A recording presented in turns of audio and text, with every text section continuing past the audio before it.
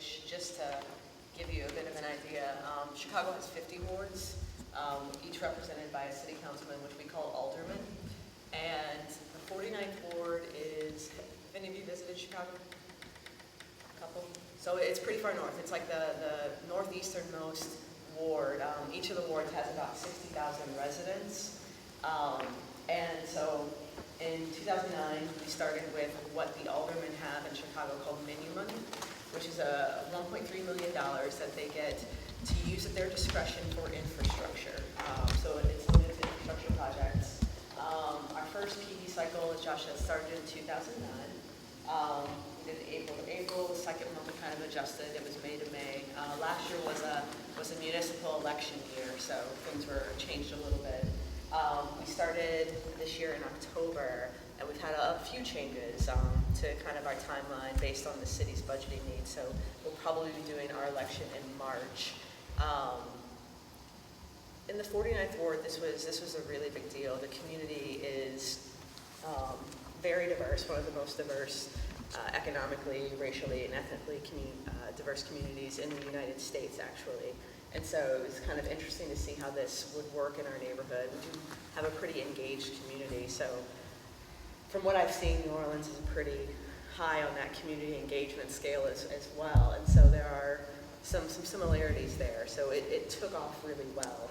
And it's still growing and still changing, but just to help you see kind of what PB looks like, we've got a short video. This was made by a filmmaker who lives in the ward, who volunteered and kind of documented our process through the first year.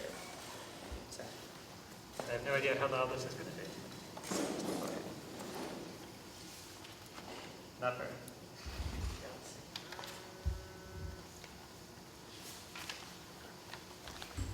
We may need a little AV assistance for your system.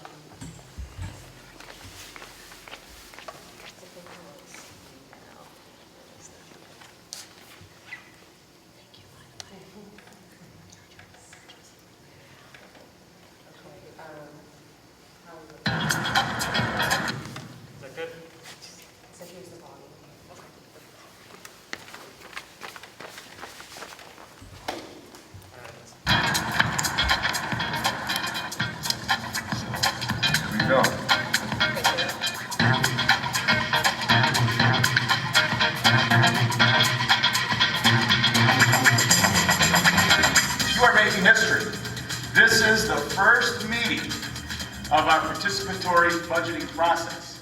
Nowhere else in the United States has this been done. This is a brand new process. We're pedaling as fast as we can. Every year, the city distributes something called menu money to each alderman, and the amount of money varies between $1 million and $1.5 million. Joe Moore, the alderman of this ward, wants to turn the decision-making process of how that infrastructure money gets spent over to you. We're going to move off to one part of the room where the safety committee is meeting, where the parks committee is meeting. We don't want a dictator, even if his name starts with a D and he makes the garbage get picked up. No, we want to be able to make our own decisions, good or bad.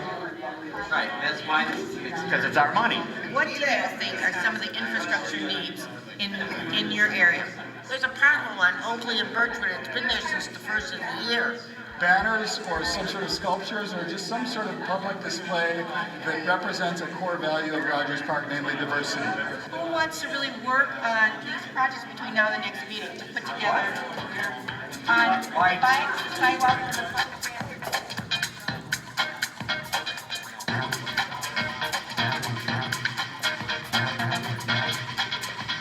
We need to be continuing to talk to community members and figure out their ideas and solicit their input so that we can then actually make those just vague suggestions into proposals. But why can't we just have curb, bike lane, curb, and then the cars park here? I'm looking at these little reflective yellow bumps, you know, that they use for median dividers as a way to just designate the bike lane. We've got a lot of folks who are very passionate about bikes on our committee and about getting away from a car-based lifestyle. And of course, we have members of our community that live a car-based lifestyle. So there's some tension right there, and there's some passion, and anytime people bring ideas with passion, there's going to be conflict. That's a challenge. I don't think it's a bad thing. I think that we've actually been able to work through that. That's fine. Right here on April 10th, the entire ward is going to be invited to this location to vote on all of the projects that are going to be put forward for their approval. This would be a garden where the residents themselves could come and plant their own gardens and participate together to raise crops. Repaving the streets that really need the work done. The unit cost for each mural would be $7,000. People put a ton of work, in super creative ways, like the dog parks, the public art, sidewalks, those ladies who walked all the sidewalks in the ward. I mean, that just blows me away. Come on in, come on in. Have you seen our sample ballots? No. Okay, so take the sample ballot. I never could have imagined they would look like this. People were coming out to vote early. People were here before 9 o'clock. People not only decided that they were going to vote on election day and attend a few meetings, but they took ownership of the process. In Latin America and elsewhere that I've seen participatory budgeting in action, people have come out for their projects, but there hasn't been so much teamwork like here. Here the committees really figured out what was their goal, what was their issue they wanted to address, what kind of projects were necessary for the wards, and did their best as a team to serve the community. Ballots only, please. Thank you so much. Your survey goes to him.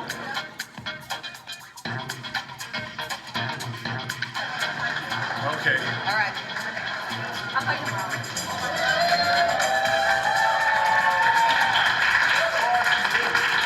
These are the project proposals that will receive funding from the 49th Ward 2010 menu money.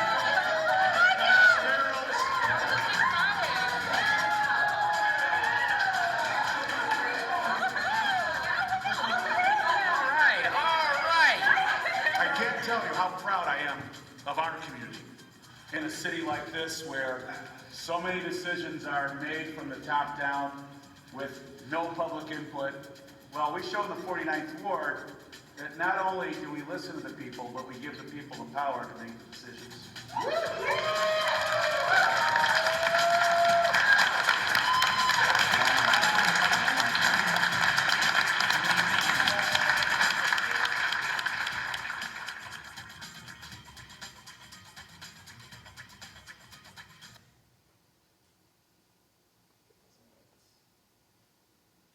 So we can talk more about what that looked like after the presentation. Well, plenty of time for Plenty of time for that. And so that was the first process in the U.S. starting in 2009. It's been going on. Last year, around this time, we brought Alderman Joe Moore out to New York, where I live, to talk with some council members out there. Once they heard about the process, they got very excited. And so 4 council members in New York decided to team up together and launch a joint process this year. So with around $6 million, at least $1 million in each district. And these are 4 council members, 3 Democrats, 1 Republican actually. So it's a bipartisan effort. And across the city, from the South Bronx to the far Rockaways in Queens, and 4 different boroughs. So it's a pretty broad effort, and we're trying to have it be more of a citywide push for citywide reform in the budget process, using this as a platform to push for broader changes. And it's only been going a few months, so we can't report the full results, but there's been a lot done so far. We had 27 neighborhood assemblies throughout these 4 districts. Around 1,500 people came out, and another 1,000 participated online through an online platform. So giving their ideas, selecting budget delegates, and right now, like in Chicago, those delegates are meeting and hashing out those projects. So right now, there's hundreds of people on the ground pushing this forward and starting to advocate for it with other pots of money, with other districts, other agencies like housing, as I mentioned, and starting to ask lots of other questions as well about redistricting, about how the council is structured, who has what power on council, questions they wouldn't have asked before, but now that they've got their hands dirty with the process, they can see a lot more and are being a lot more active citizens. So we have a 3-minute video about the New York process, what's been happening so far. And this is just in one of the 4 districts. This is in the 8th district, which is in the part of the South Bronx, Upper West Side, and East Harlem, for those of you who know New York a bit. So this is a predominantly African American and Latino district. Each district is very different, has different flavor, but the same basic process is working across the districts. So, let's see if this works. Oops. Different one.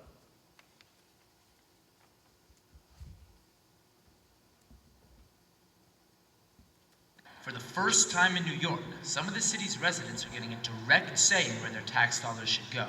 1 million tax dollars. All right, let's see if we can fix this.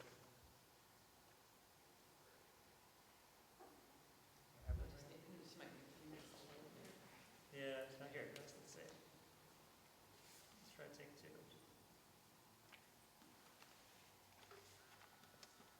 No. All right. Might not be able to show this video in that case. Sad face. No. All right, use your imagination in that case. We'll send it out by email to everyone who signed up for the event tonight. Sorry about that. All right, so I can talk a bit more about the New York process then to fill you in. But it started in October with neighborhood assemblies. The delegates are meeting now. And in March, there'll be a vote for the process. We're already starting to do outreach to additional council members. There'll probably be another 10 or so that join on to this next year. And one of the main incentives for them also for initially signing up for this was seeing how popular it was in Chicago and elsewhere.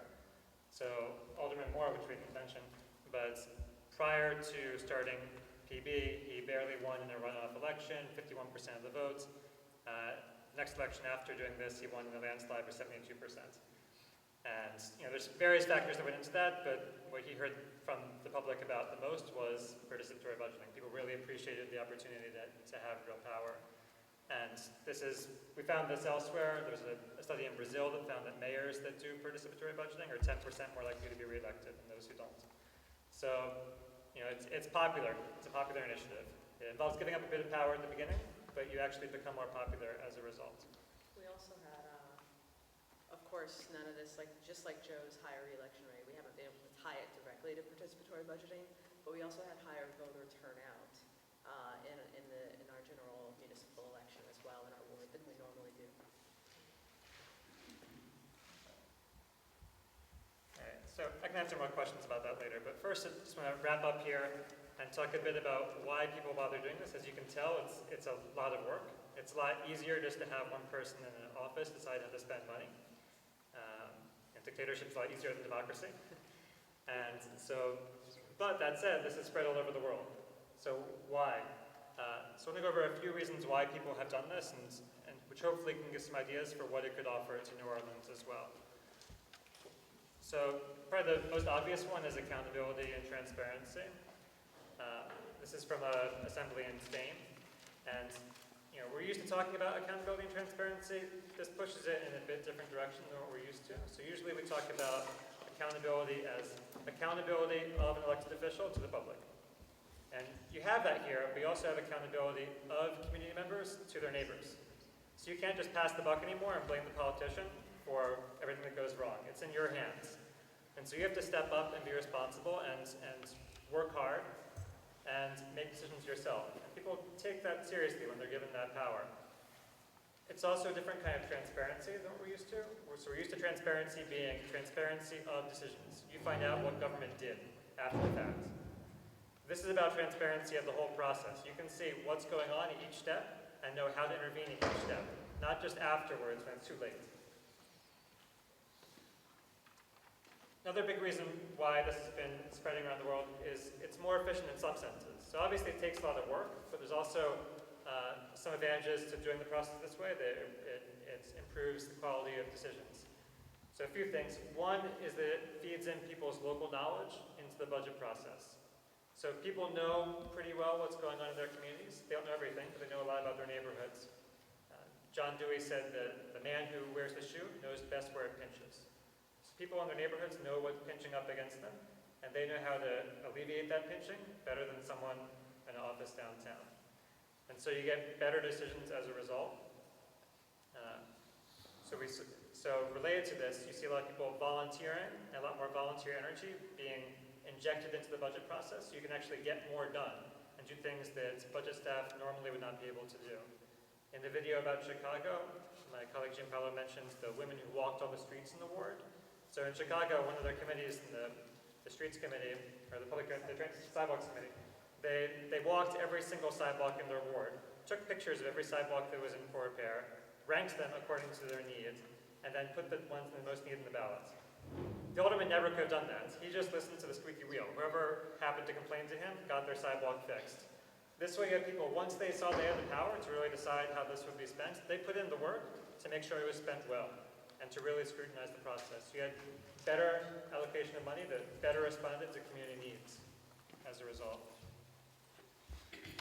It's also a different kind of democracy than what we're used to. So we're used to, in the US, thinking about democracy as you elect someone to make decisions for you.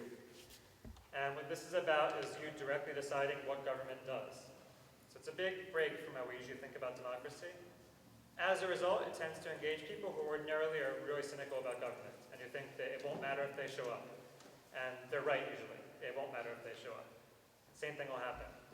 Here they see that if they show up, they will get money towards projects that directly impact their lives. So these are 3 youth in Toronto in public housing who managed to get $50,000 to renovate their gym at their building. And they weren't involved before in any kind of community groups. They saw they could get money to improve something concretely. They got involved. And they stayed involved afterwards because they saw they could keep making an impact. So overall, we see more participation by people who don't tend to participate in this process. So lower income people, people of color, youth, we're still working on this in the US, but around the world, when this has been put out there, people show up. So beyond just the usual suspects. Originally, this was put forth as a social justice project. So when it started in Brazil, Brazil is one of the most unequal countries in the world. And a new administration came into power and said, okay, we have to fix this. But the question was how? How do you go up against that old power system, which has benefited those who have the most power? And so what they decided to do is change the decision-making process, change the way things were done, and open it up so there'd be one person, one vote. Not how much money you have in your pocket determines how much of a vote you have. And so they launched participatory budgeting, Portugal, like in Brazil, and the results were pretty dramatic. So money was shifted from upper income neighborhoods, which had nice streets, parks, schools, to shantytowns. So streets were paved in shantytowns more in the first few years of PB than in the past several decades. Number of schools, public housing, sewage systems, electricity, doubled in the decade after PB. One of the biggest turnarounds in urban development that the world has seen in the past century. And it was because ordinary people got to decide how the money was spent, so they could redirect it. Obviously this is different than Brazil. We don't have unpaved streets or shantytowns. We have urgent needs, but not quite at that level in the US. But we've seen a similar kind of thing happen in the US, where money tends to go towards projects in areas with the greatest needs. And the basic reason is that when you bring together people, these budget delegates, to meet week after week, when you're sitting across the table from someone who has a much greater need than you, it's really hard to keep pushing for your need if you're seeing them every week. If you see them as a person, not just as someone who mows your lawn or serves you food, but as a resident of your city.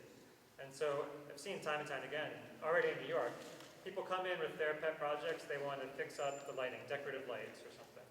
And they see someone who has a much more drastic need, and they actually step back. And they abandon their own personal interest and advocate for someone else, which is really rare to see that happen. But it's because of that extended contact.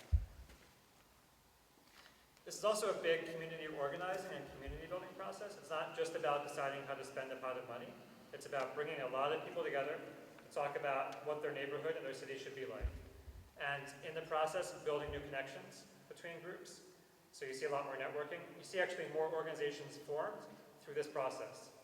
So there tend to be a greater number of organizations after PB than before in a city, because people have this new space to come together and talk about common issues. In Chicago, even in the first year, there were 2 new organizations formed through this process. I think we're seeing the same things in New York.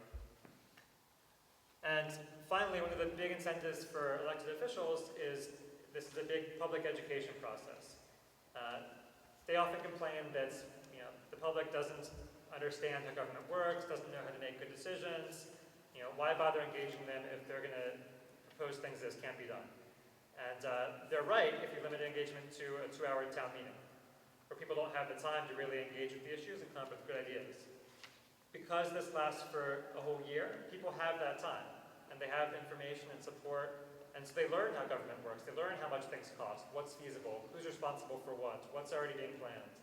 And they come out of this process as experts on getting things done in their city. So it's often called a school of citizenship or a school of democracy. Learning things that you don't learn in school. We were talking before about what school teaches us now. It teaches us how to take tests, basically. This teaches you how to improve your neighborhood. People walk out of it a lot stronger as a result. I'll let you close off here. So, building a participatory democracy. So this is a quote from Alderman Joe Moore, Alderman of the 49th Ward. It says, "Participatory budgeting exceeded even my wildest dreams.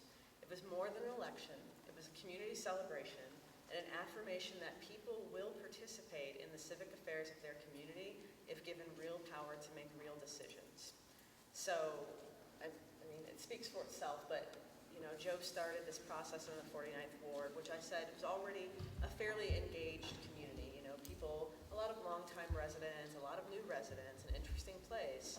But having that decision-making power spread out even more was a big deal. So Josh mentioned Joe having that tight election on the election prior to participatory budgeting. But overall, Joe's been in office now for 21 years.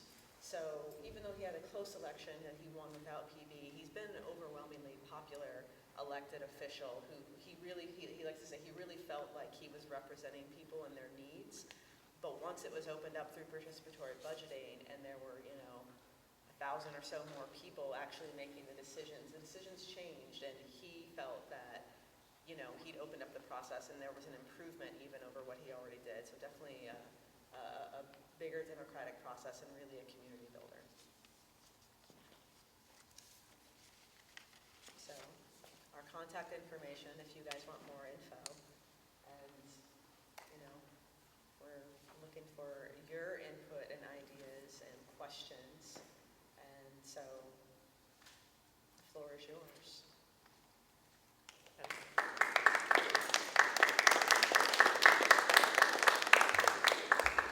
Especially would like to hear from people who are working on community participation in New Orleans and what you think some of the challenges or possibilities for this might be locally, or anyone who works with the government.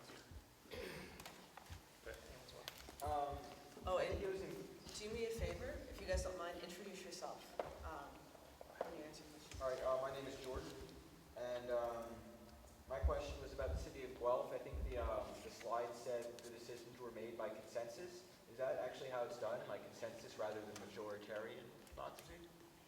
Yeah, let's take a few questions and then come back to that. So, or if people have other questions they want to ask now. Yeah, come back to it.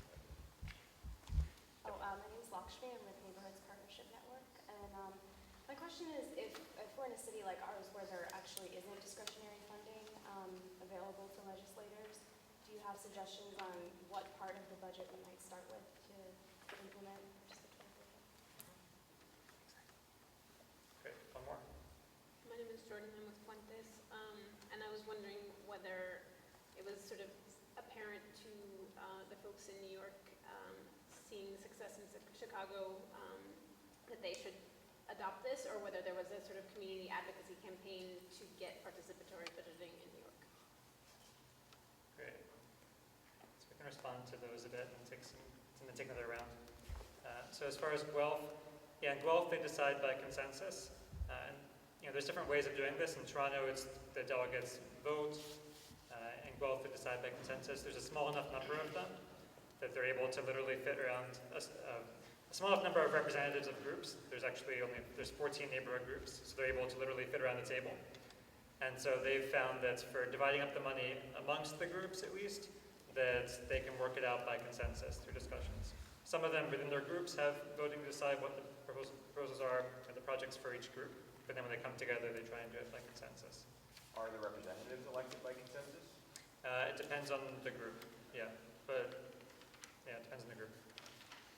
Yeah. And then, so without discretionary funds here, what part of the budget?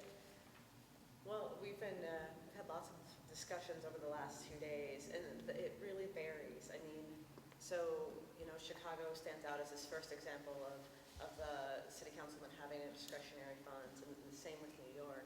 But in other places, it's not just discretionary funds at the discretion of one person. You know, they could be portions of the budget for public education or larger parts. Some of the communities that we've been talking with in the U.S. have mentioned, you know, community development block grant funds, neighborhood stabilization funds. It's really pretty open. And one of the things we like to emphasize is that it also, a lot of people think it has to be new money or come from somewhere different. But this is really about allocating funds that already exist. So these are dollars that are already being spent. It's just kind of looking at how you can spend them differently. So it's really quite open, and it's one of the tricky parts of really getting off the ground is finding within your system where's the political will going to be. And we've heard some interesting ideas so far while we're here, but you know, hopefully this is something to get you guys talking about what budgets are really open to you. Yeah, and there's been more discussion also about housing authority budgets, school budgets, even like PTAs, you know, business improvement districts, or other kind of business associations. So I mean, any kind of pot of money which is destined for the common good, or the public good, and this could work for. As far as advocacy in New York, and this is a good segue, so you know, in New York we had an event like this, and we managed to get more groups in the room, and had a couple events actually, brought the council members out, and that was enough to convince them. So having them in the room, being able to, you know, hear the experience elsewhere, hear from the aldermen in Chicago, and then we asked them to respond. Not to commit to anything, but just to respond and say, you know, do you think this could work here? If so, how? What challenges do you think you would face? So it was a low-cost ask for them. We asked them to come to the event and respond to what someone else is doing in another city. But once they were in the room and they saw the benefits it could have, then they were won over. Now we're doing more advocacy because we have more of a base. And one thing which someone will probably ask about this, I might as well preempt it now. You know, the way that we start up these processes, we also try and start up from the bottom up. So rather than coming in with the blueprint and saying, here's how participatory budgeting is going to work in your community. In Chicago, New York, and other processes we're working on, start out by setting up a steering committee of local community groups and working with them to design the process. So to make sure the process is one that works for the local community and to really build buy-in and ownership over it. So that by the end of that design stage, that planning stage, you have a broad coalition of local groups that see it as their process. It's not just something the city is doing that they can engage with, it's a shared initiative of the steering committee and the government. And we found that really effective. So I mean, if we were to start up here too, I would advocate for the same approach. And I think there's already lots of groups that would be good to bring to that table and would have lots of insight and could design a really good process. I had someone recently ask me, just because we happen to have instances in Chicago and New York, and that also happens to be where we live, some people ask, you know, do you have participatory budgeting project offices like in all of these cities? And it's not the way that we work. So we're not going to set up a camp in New Orleans and run the process. If it happens here, it's because you guys are going to design it and do it. Yeah, I mean, our goal is to provide enough support that's necessary and get out as quick as possible. You know, we want to be here to help you succeed, but we don't have the resources or desire to lead the process locally. And for this to work, it has to be led by the community. So what we can do is help answer questions, talk about how it's been done elsewhere, what are some different options for how it could work here. But ultimately, it's up to local people to decide what it's going to look like and to make it work.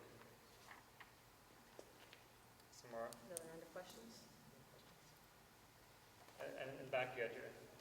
I'm Tia with Neighborhood Partnership Network too. I was wondering, wanted to learn more about what types of projects you all were seeing is being proposed in New York in the different districts.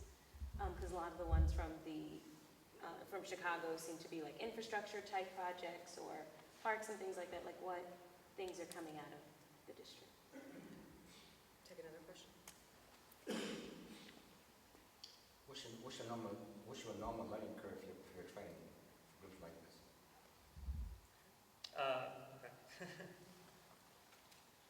have you all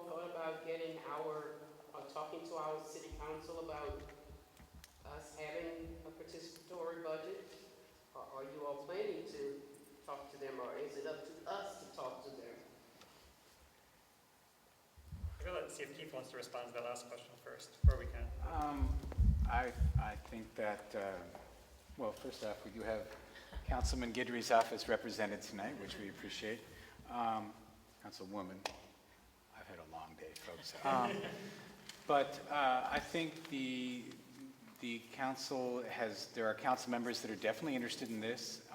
We are probably going to be able to have a conversation with some council members and staff members early in the year, but I think what Josh and Maria have said is accurate, that we have to demonstrate a certain level of enthusiasm and support in the community, because if I'm a council person, if 5 people come to me and say this is a great thing, why would I listen? If 50 people come and say this is a great thing, then I'm probably going to listen. So I think it'll be incumbent on those of us that have some interest in this to continue having some conversations and build sort of a critical mass.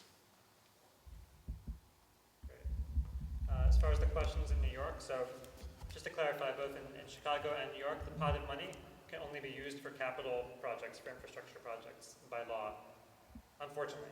We'd like to expand this to include program or service funds, and many cities do this, so you can use it for programs or services.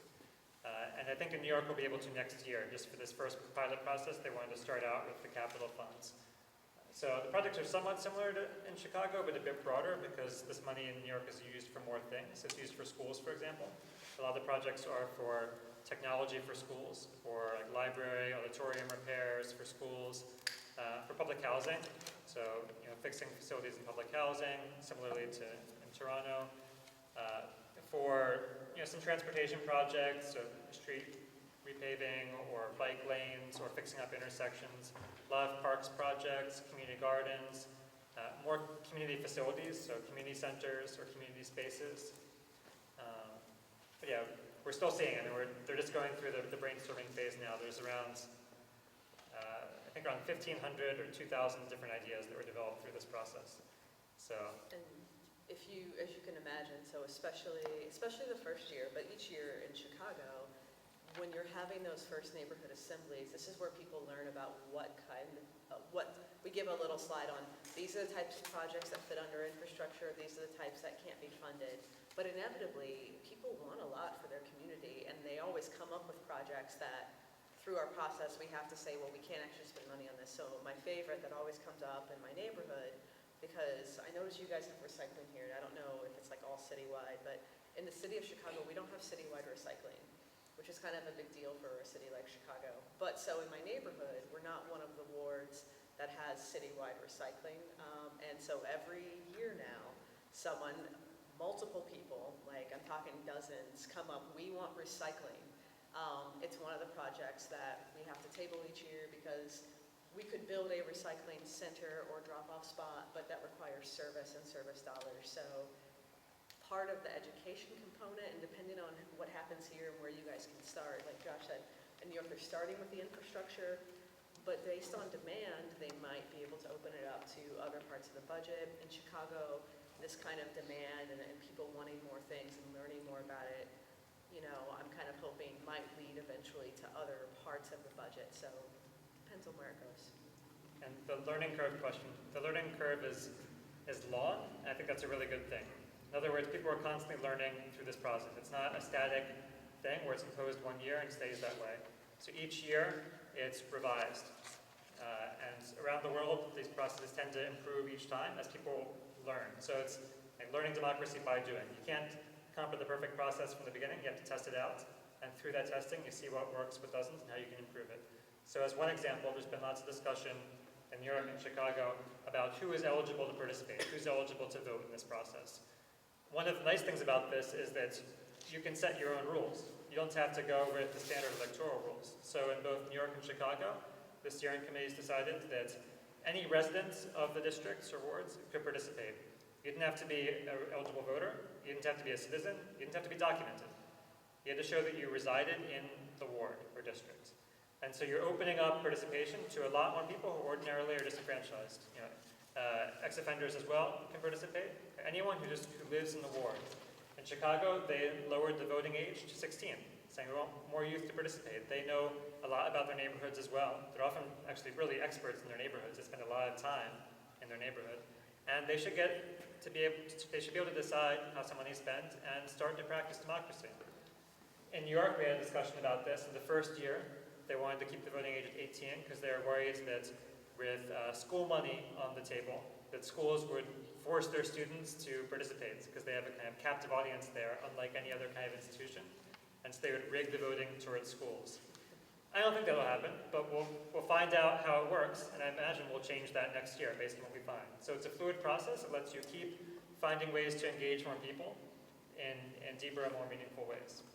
The other thing that's been really useful, and this is why we come to different places, is Chicago's been operating kind of in a bubble of, as far as U.S. experiences, at Chicago for 2 years now, and now we've got, 4 new districts in New York, we've got interest from all over the country. And I think as far as that learning curve goes, as more places and communities really start doing their processes, it's only going to improve the kind of the U.S. process as a whole. So people in my community in Chicago are very interested in what's happening in New York. We have a couple people who have a family in New York, and they've been there a few times, and they go to community meetings there, and they come back to the Chicago, our neighborhood, and bring us ideas from what New York is doing. So that process of building off of each other is also coming into the picture now. We're actually having an international conference in New York in March on participatory budgeting in the U.S. and Canada to facilitate sharing of experiences. So hopefully some folks from New Orleans can come up. It's going to coincide with the final vote for the process in New York, so you can come out to observe how this works in action, and then learn how you can do it here. Some more questions or ideas? Yep. Yeah, my name is Brian Denzer. I spearheaded a transparency and accountability initiative called NOLA before the mayoral election last year. Can you think of any advanced model that exists perhaps in Europe? A city that resembles New Orleans, perhaps, where the largest share of the budget is involved in a participatory budgeting process. So what we're talking about here are fairly minor discretionary funds relative to the overall budget. Can you think of an advanced city where a large share of the budget is decided on through a participatory budgeting process? Great. Some more questions? Jean Editor, didn't get my name the first time. My question is, where do we go from here? This is a small group to say if it's going to be the whole city to decide on. You all do another general meeting for more people, say after the holidays, or is it up to us to take the next step? So what's the next step for us? More questions? Yeah, you talked about budgets of all different sizes and kinds, and I was wondering what the largest, if this is practiced on any kind of said statewide level. I don't know if you meant like state in the sense of United States or actual country, because I always think of I think there's a poll that they did a while ago where they asked people in the United States, if you could affect the national budget, what would you do? And inevitably, the majority of people say, well, the defense budget looks a little bit too big. Let's put some of that in education.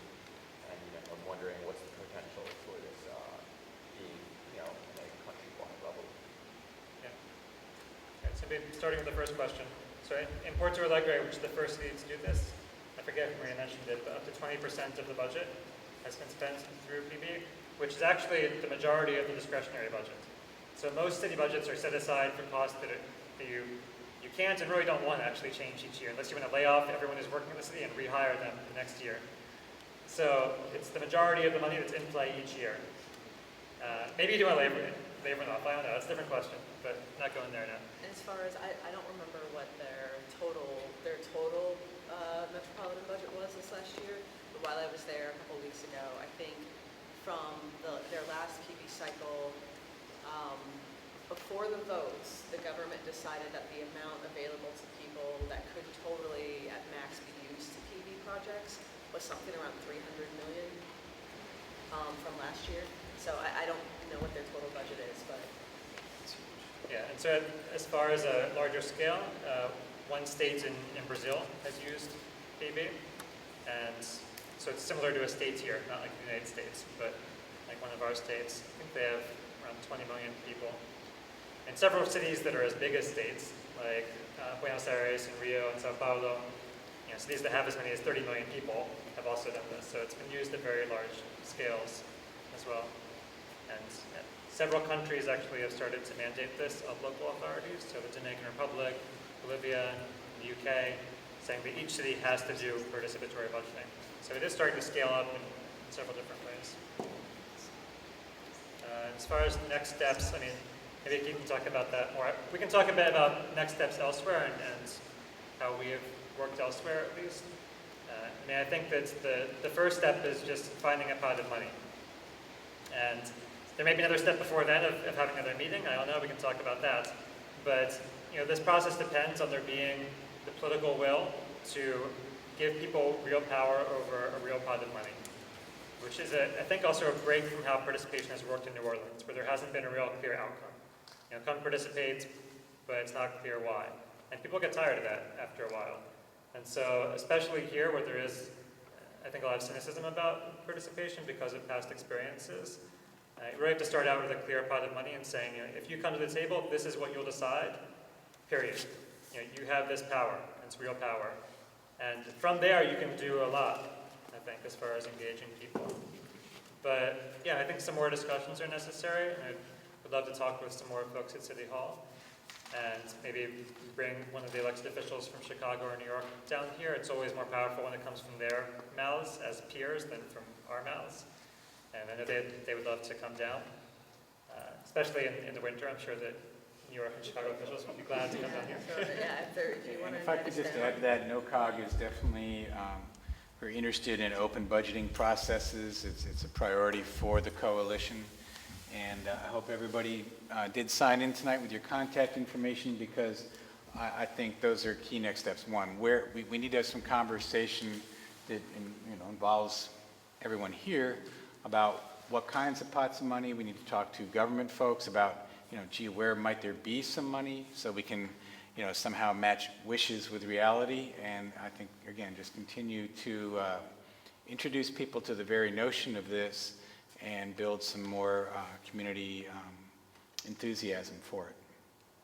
So we will definitely be back in touch with everybody who came out tonight.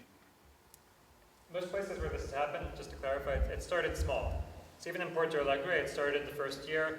There wasn't huge participation, there wasn't a huge pot of money, but they built it up from there. I've seen that also in Chicago and New York, where you get a foothold first, build a process, show that people actually can make good decisions about public money, and then you can start scaling it up and making the case for more power. It's less threatening or less of a risk for the government. I mean, to ask the government to hand over the federal budget or all the city budgets, I wouldn't do that either if I was an official. So you want to give people a chance to show they can handle the responsibility and then build up from there. In Chicago, so I said that our second cycle was during an election year, and that's actually one of the greatest things for kind of moving this and advertising for it throughout the city was actually that we completed our first cycle and it went well. And come our second cycle, before we even started, there were all these, we have 50 city council seats. So there are, 50 elections going across the city. And on a lot of the public surveys that went out from different organizations, a question appeared asking these elected officials, soon to be, if you were elected, would you institute PB? So it, within a year, became part of our citywide conversation that enough people noticed in neighboring, wards, hey, this sounds like a good idea. This alderman over there is giving these people power over some part of their money. We want the same thing here. And so a lot of the conversations we've been having about spreading around Chicago from all those potential candidates, we've got 5 or 6 that are very interested in doing PB, and now it's a question of how do we proceed and go forth. So just starting small does a lot for proving it can be done and encouraging people to want to do it further. Sure. Down Superfan with PRC and vote. Can this be used for public-private funds Has it been used for public use?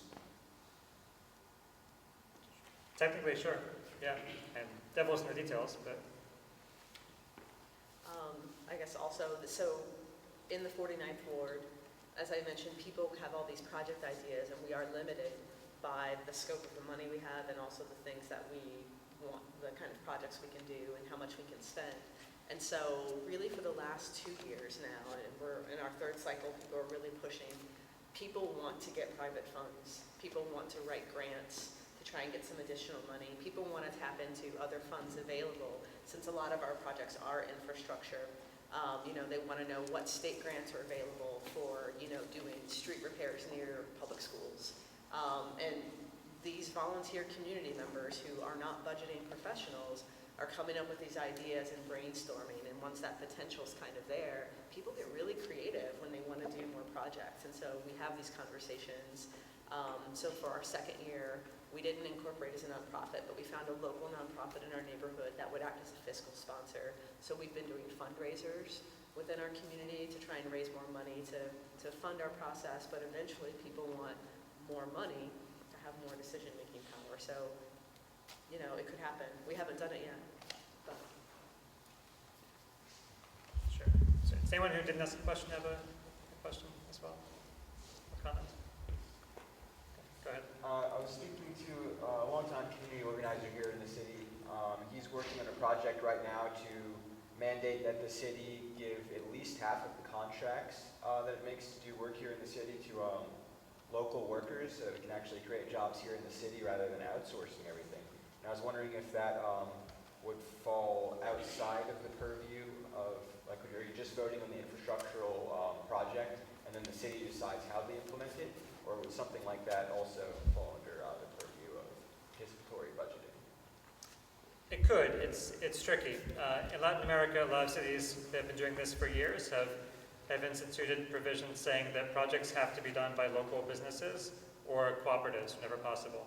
So they actually get the offer first for the different projects that are voted on. And the idea being that the money is invested in that community and creates jobs in that community.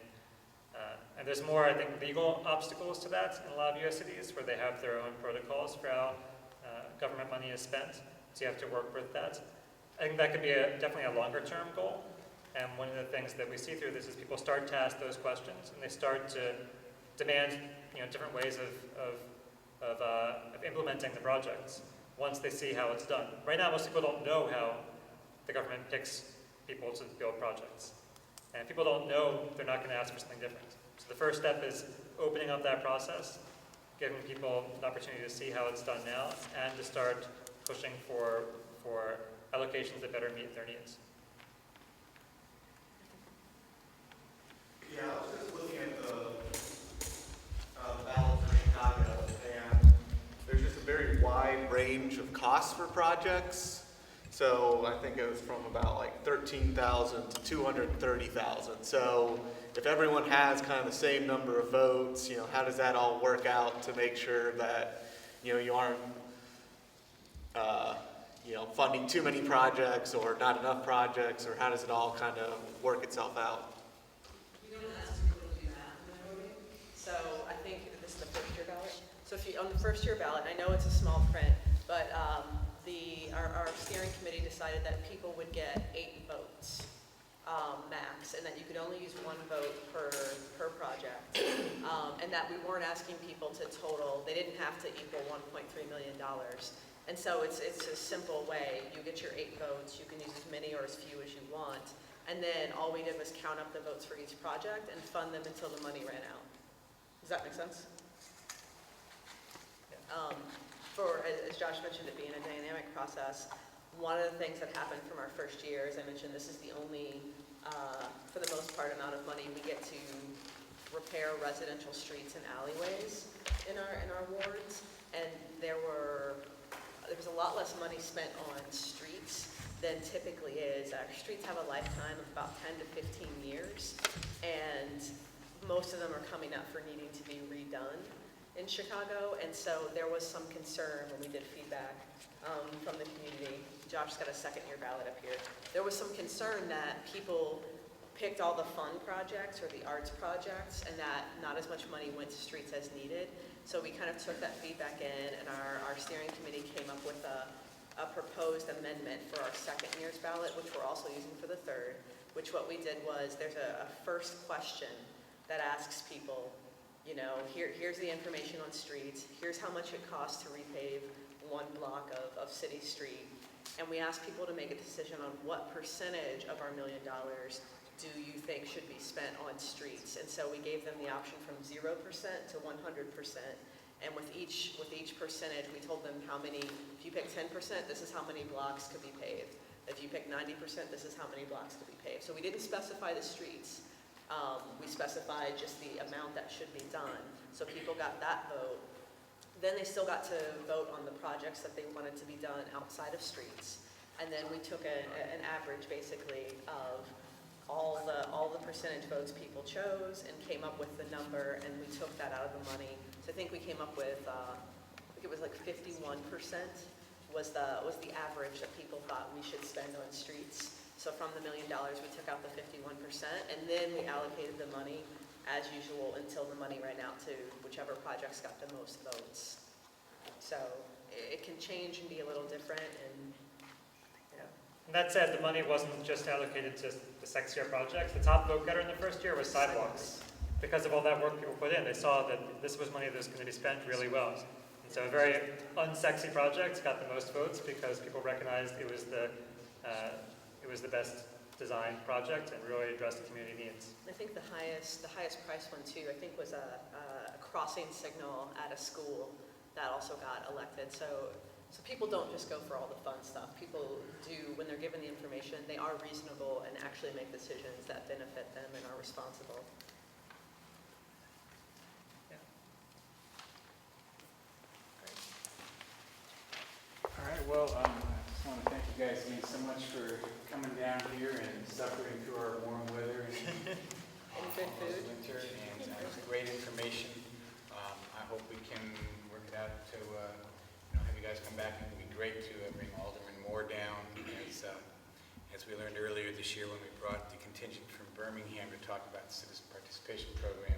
Having people who lived and worked with that system, it's a great way to convey the information in a real way. So I want to thank everybody again for coming out tonight. Oh, we have another question? I was going to say one more thing. I know we put it up there, but honestly, go to our website. There's lots of links to other information. So if you know somebody who you think should have been at the meeting tonight and wasn't, a neighbor or a coworker or some other organization that you can think of, I mean, we've got the video clips, we've got, voting results, links to both the New York process, which has a great website that keeps updated on kind of what's been happening at their meeting, and also link to the 49th Ward, where you can look at most of the presentations that are given at community meetings are all public. They're up there, so you can kind of really get a grasp of what's been happening in different communities and around the world. So it's definitely worth a visit. You should all have a brochure from the New York process. The website's on the back. And also, we taped most of the presentation tonight, so we'll be putting that on the NOCOG website, is that correct? So that's NOCOG, NOCOG.org. So most of tonight's presentation will also be up there. You can watch it as many times as you like, and of course also tell your friends and neighbors and colleagues to check it out up there too. So, yeah. But I'd make a simple suggestion, and that is that we have an at-large council race coming up, and it would be good for everyone in this room and everyone who's going to vote in that election to make it clear to them that we want them on the record as being in support of the participatory budgeting process. Yep, good point. It is going to be a wide open race, so the more the candidates we could get to state their support for something like this would be great, for sure. All right, again, thanks everybody for coming out tonight, and we will continue to be in touch with you and keep you posted on more opportunities to discuss this, to get more information, and how it's all going forward. So, thanks again. Thanks, guys.